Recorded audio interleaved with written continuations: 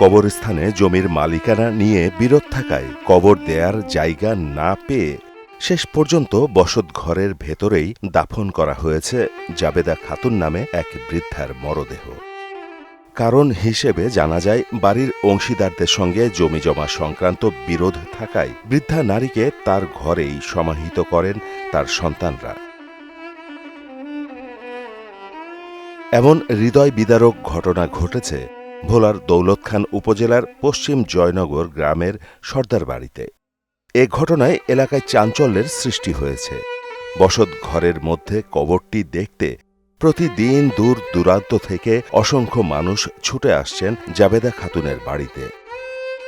এখানে এসে যা দেখলাম বা মানুষের কাছে যা শুনছি, যে আসলে বাংলাদেশে প্রত্যেকটি উপজেলায় যদি সরকারিভাবে একটি গণকবরের ব্যবস্থা রাখত,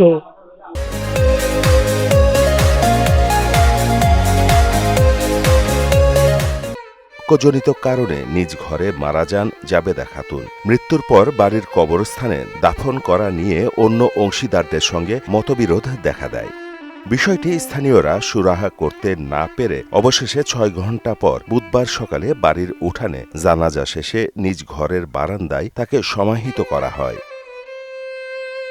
তখন তাদের মাপে জমি তো কম ছিল, এই জন্য যারা জমিন পাইছে তারা বিভিন্ন গালিমন্দ করতো, কবরের পাশে ঝাড়ুদা বাড়ি দিত, পিছাদা বাড়ি দিত, এই ধরনের কথা এই ভদ্র মহিলা শুনছে।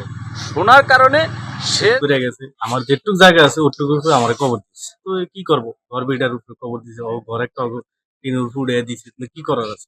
জবেদা খাতুনের মেয়ে জানান, তার চাচাতো ভাই রফিকের সঙ্গে তাদের জমিজমা সংক্রান্ত বিরোধ চলে আসছে। বিত্তশালী রফিক নির্মাণাধীন বহুতল ভবনের ছাদ তাদের টিনের ঘরের ওপর তুলে দেয়। তার মা জাবেদা খাতুন মারা যাওয়ার পর চাচাতো ভাইয়ের কাছে কবরস্থানের জায়গা চাইলে তিনি জায়গা দেননি। আমার বাইরে বলছে, বাবারে তুই আমারে একটা কথা আমার রাখবি। কয় মা তুমি কি বলো, রাখবো। আমার তোমার বাবারে মাটি দিছো মানুষের জায়গায়, তার জন্য ঝাড়ু জুতার বাড়ি খাইতে হয়, তাহলে আমারে মরলে তুমি তার জায়গায় মাটি দিও না বাবা, তোমার কাছে আমি এই অনুরোধ করিয়া যাই।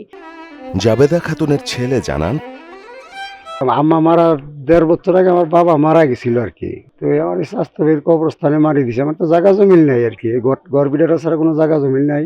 পরে আমার বাবার কবরটা নিয়ে একটু টর্চারিং চলে, সেটা আমার আম্মা দেখছে। দেখার পরে এ কারণে জাবেদা খাতুন সন্তানদের ওসিয়ত করে যান তার মৃত্যুর পর তাকে ওই জমিতে দাফন যেন না করা হয়। সে কারণেই তারা ঘরের মধ্যে তাদের মাকে কবর দিয়েছেন।